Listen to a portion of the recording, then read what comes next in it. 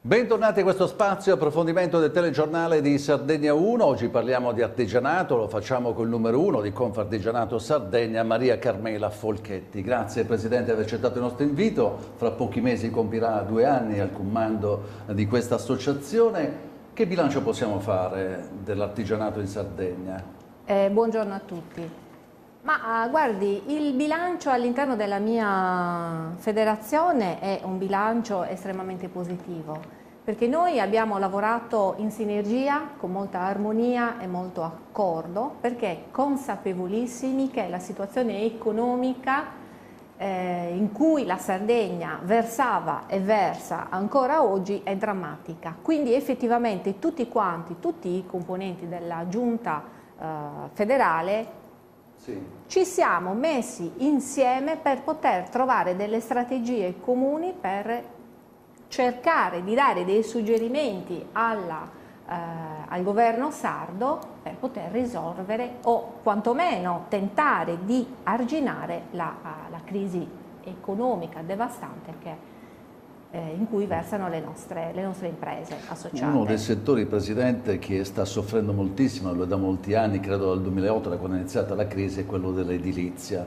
Però anche l'artigianato stenta a decollare nonostante l'aumento di turisti in Sardegna, e questo ci fa ben piacere. Poi c'è tutta una serie di problematiche legate anche ai trasporti. L'edilizia, nonostante il piano casa, nonostante una serie di misure, anche l'ecobonus, però stenta a decollare. Ci sono circa 30.000 disoccupati soltanto in questo settore negli ultimi 7 anni.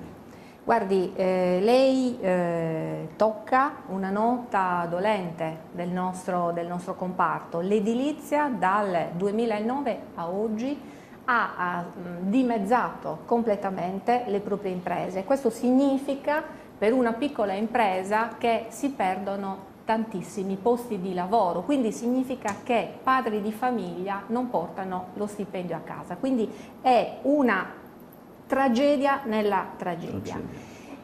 Oggi la situazione è questa: l'edilizia si regge esclusivamente grazie al primo e al secondo piano casa e ai bonus energetici e di efficientamento. Quindi è chiaro che queste sono delle condizioni particolari in attesa ancora del piano urbanistico. Non è semplice, però effettivamente quando si ferma l'edilizia tutto intorno si ferma, perché si fermano i falegnami, i piastrellisti, insomma tutto l'indotto si blocca. L'edilizia però ha anche altri tipi di difficoltà non soltanto legati a norme certe e sicure attraverso le quali le imprese possano lavorare. Ci sono difficoltà legate anche al fatto che chi purtroppo ha chiuso per sopravvivere lavora in nero e quindi porta avanti una concorrenza sleale sul mercato. E poi c'è anche un altro aspetto molto difficile che crea grossissime difficoltà. Ci sono imprese che assumono la manodopera nei paesi dell'est e la portano in Italia. Che cosa succede? Che vengono retribuiti allo stesso modo della manodopera italiana, ma la contribuzione è differente, è più bassa. Quindi anche questo crea disagio, perché poi insieme ad una fiscalizzazione eccessiva, quindi si pagano percentuali, aliquote altissime sulle case private, quindi le famiglie, il privato non ha più la capacità economica, se deve pagare le tasse, di restaurare gli immobili. Quindi oramai la commessa privata sta venendo a mancare. Occorre la commessa pubblica.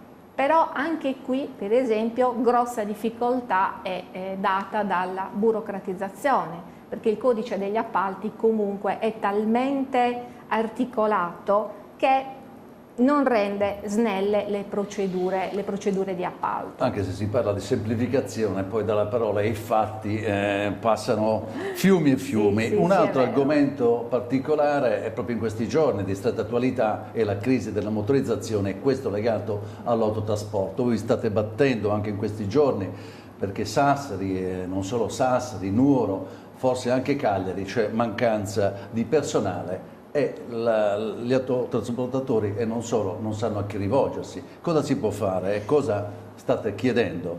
Guardi, la situazione dell'autotrasporto è deficitaria e oramai sta raggiungendo il pieno collasso. Il problema delle motorizzazioni è un problema che noi abbiamo tentato di arginare già da circa 1 anno e mezzo fa attraverso il nostro vicepresidente nazionale di Confartigianato Giovanni Mellino. Noi abbiamo fatto un'interpellanza immediatamente già da 1 anno e mezzo fa al Ministro Del Rio, il quale proprio per tentare di risolvere le difficoltà di Sassari e Nuoro, che non hanno dipendenti, quindi non essendoci dipendenti non si possono fare immatricolazioni, revisioni e neanche consegnare le patenti di guida, aveva promesso che avrebbe inviato 14 dipendenti. Purtroppo non è arrivato nessuno. Quindi lei può ben immaginare quanto questo crei difficoltà, perché per immatricolare e fare revisioni ai camion occorrono, guardi, se non vorrei sbagliare, ma 13 mesi. Come fa un autoarticolato, e quindi un'impresa che deve fare le consegne, deve viaggiare, deve lavorare, deve pagare le tasse, deve pagare i dipendenti, a rimanere fermo 13 mesi? Adesso comunque ci saranno altre interpellanze in Parlamento ed è auspicabile infatti che tutto questo si possa risolvere sempre nel bene e nell'interesse delle imprese. Ecco Presidente, ora parliamo di export, un altro settore in cui la Sardegna aveva certi numeri che naturalmente con la crisi questi numeri sono cambiati. Qual è la situazione in questo momento? Riusciamo ancora ad esportare o siamo sempre con prodotti di nicchia? Dunque, guardi, l'export in Sardegna, le do subito un dato importante proprio per farle una fotografia nitida della situazione. A dicembre del 2015 l'export in Sardegna ha chiuso con 368 milioni di euro. Questo è un dato molto dignitoso perché significa che le nostre piccole e medie imprese sono capaci di esportare, nonostante le difficoltà, perché noi viviamo in un'isola dove non sempre i trasporti e i collegamenti giocano a favore delle imprese e quindi insomma creano ancora e maggiori difficoltà.